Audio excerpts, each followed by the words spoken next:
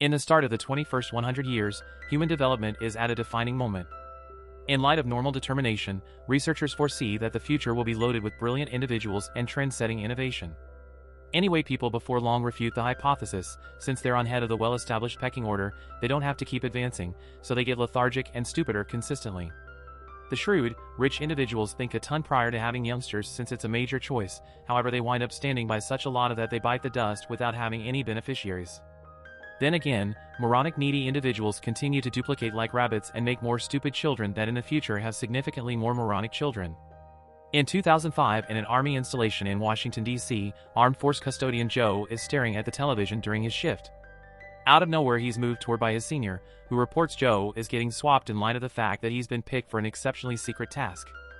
Joe fights since his arrangement has forever been to resign as a bookkeeper since it's a simple and quiet work, but the orders come from the higher-ups and he can't deny. In the meantime, the higher-ups are talking about the picked individuals for the mystery project. Their science group has concocted human hibernation cases so they can safeguard their best men and restore them in the midst of hardship. First they need to test them, so Joe was picked in light of the fact that he's the most typical man in the military and has no family. They likewise need a lady, however, since the military doesn't have any. The colonel has picked a devious specialist named Rita, who frequently engages private armed force parties. The military will be paying her hawker upgrade and Rita's wrongdoing history will be cleaned. The principal test will leave Joe and Rita sleeping for 1 year and is exceptionally characterized, meaning no other person is familiar with this.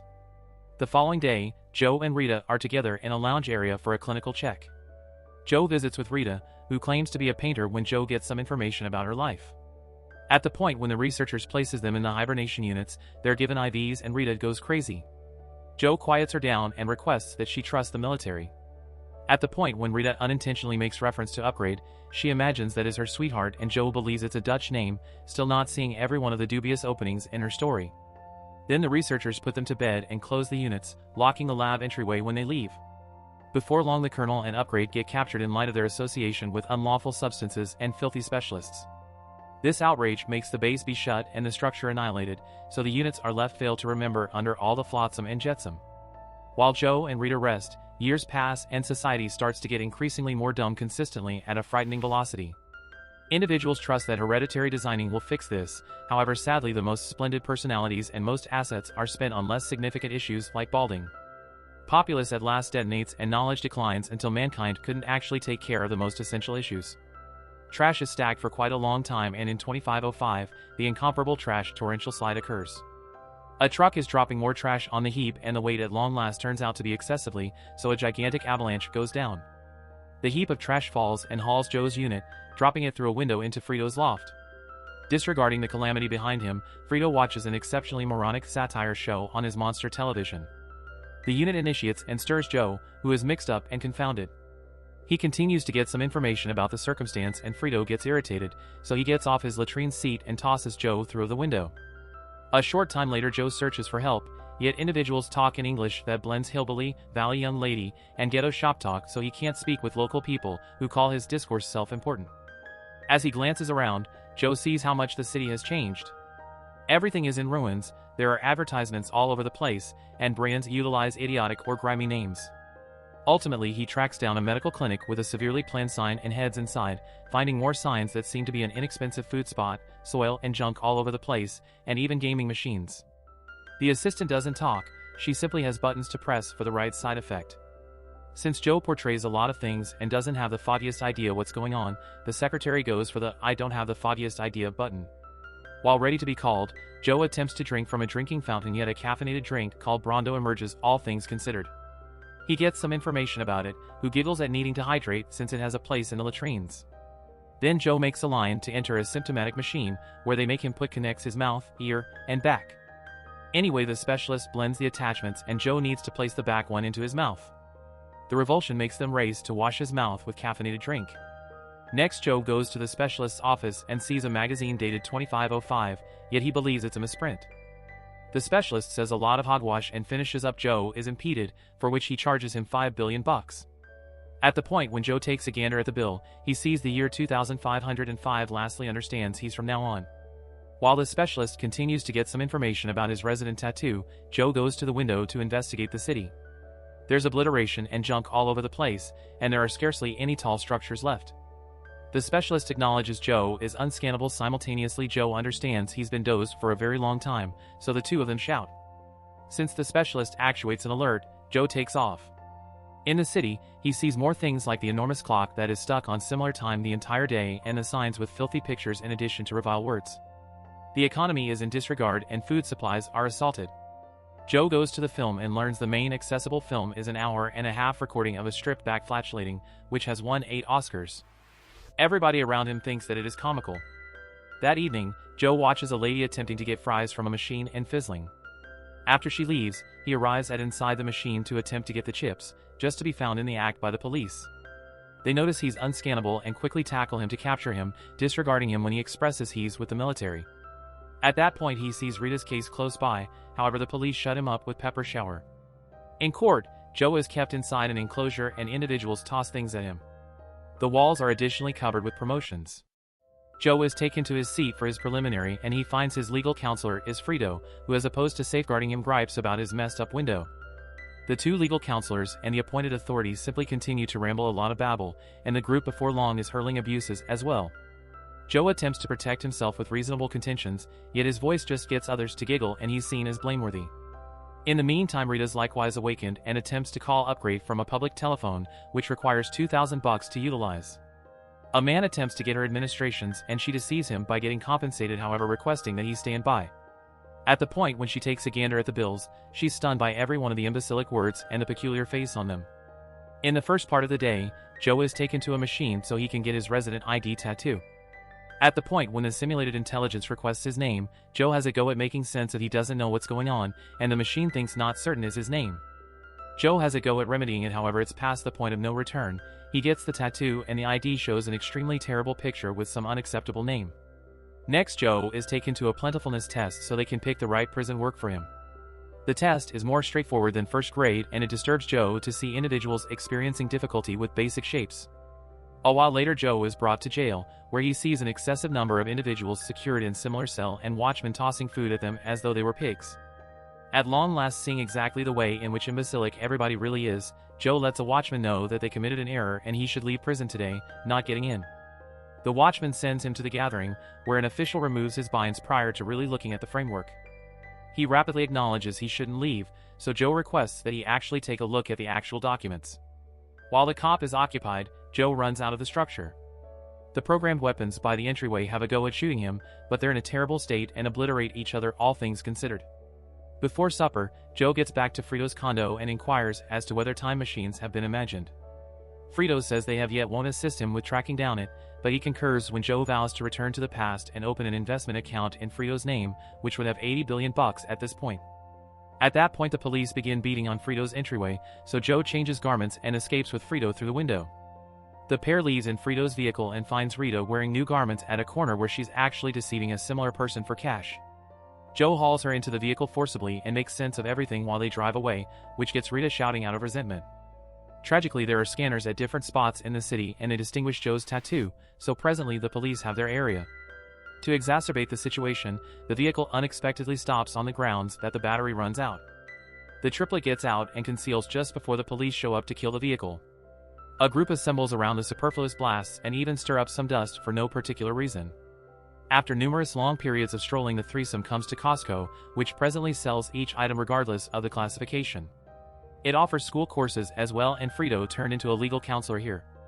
There are likewise different pecking orders that currently are grimy clubs with quip names. The spot is enormous to the point that they need to take a van to arrive at the hardware segment, and Rita goes to the washroom while they pause. Frito starts offering extremely improper remarks about her, and when Joe attempts to stop him, his tattoo is checked once more and his face shows up on every one of the screens. Frito gets on the van to escape while the police rapidly encompass Joe, capturing him and tossing more pepper shower on his eyes.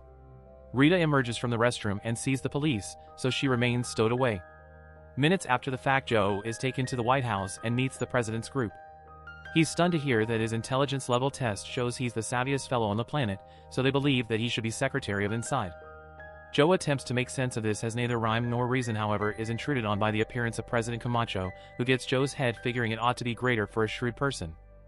A short time later, Camacho requires a unique gathering and reports on public television that his new secretary of inside, Mr. Not Certain, will tackle every one of their concerns in 7 days since he's actual shrewd, and Joe will get a full exoneration assuming he does. The group has serious misgivings from the get-go, yet Camacho persuades them all with a melody. Subsequently, they do a full procession while drinking brew and raising their center fingers. In a little while, there's a bureau meeting and Joe requests that Frito go along with it as his legal counselor. In private, Joe asks Frito where the time machine is, yet Frito isn't great at giving headings. Joe needs an interruption and requests that the bureau take him to see the dead harvests. He likewise requests that the watchman track down Rita for him, and everybody believes she's his darling. At the point when they come to the open country, Joe affirms the dirt is terrible. After Frito furtively gives him a guide to the exhibition hall with the time machine, the watchmen bring Rita over. Joe imagines he wants some time alone with Rita and takes her behind the shrubberies so they can open the guide, which isn't valuable in any way. They must choose the option to get back to the group, and when they approach the sprinklers, they're stunned to find the yields have been watered with caffeinated drink.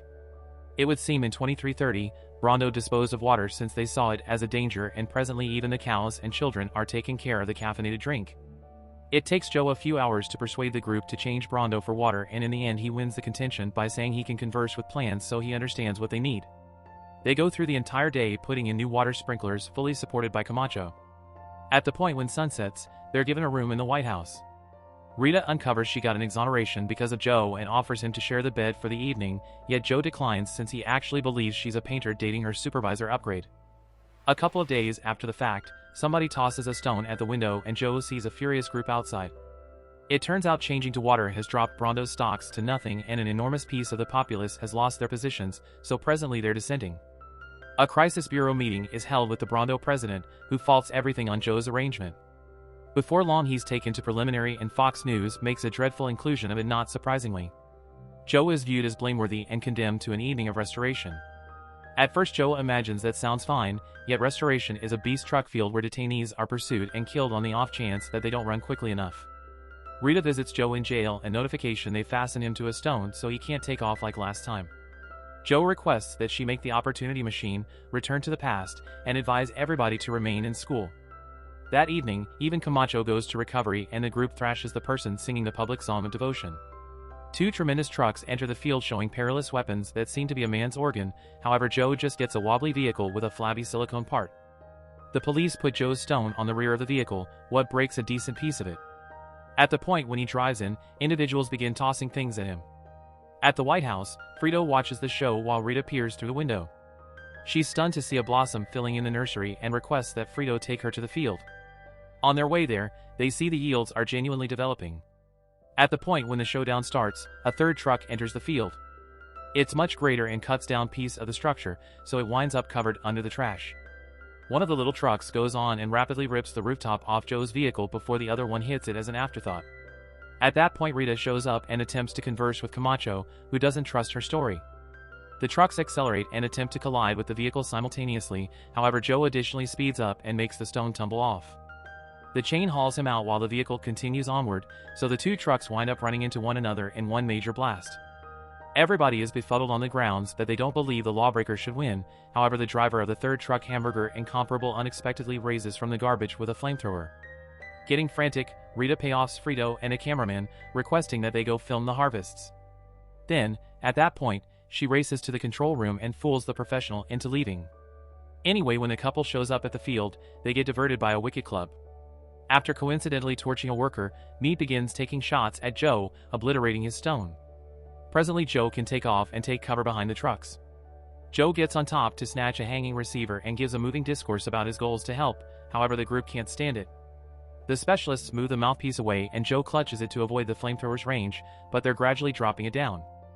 At the point when Frito and the cameraman emerge from the club, they get into a battle and unintentionally drop the camera, which falls directly before a yield. This causes Frito to recall the arrangement and starts recording the entire field, which Rita makes show up on every one of the enormous screens. Joe tumbles to the ground and Meade is going to consume him, however Camacho saves him and declares Joe has acquired his acquittal. During the get-together, Rita tells Joe she needs to remain in the future since she's improving here. Camacho declares Joe will be his VP and Joe takes a stab at turning it down, saying he needs to return home. Everybody implores him to remain on the grounds that they need him and Joe is contacted to the point that he consents to make it happen. Then, at that point, Frito ridicules him and shows him the time machine, which ends up being a basic ride. Frito lied only for the cash. Over the long haul, Joe is an extremely effective VP and at last becomes chosen for president with Rita as his most memorable woman. As another period begins for the nation, Rita and Joe have the 3 savviest kids on the planet. VP Frito takes 8 spouses and has 32 exceptionally stupid youngsters. In the meantime, in another pod, Upgrade shows up in the future as well.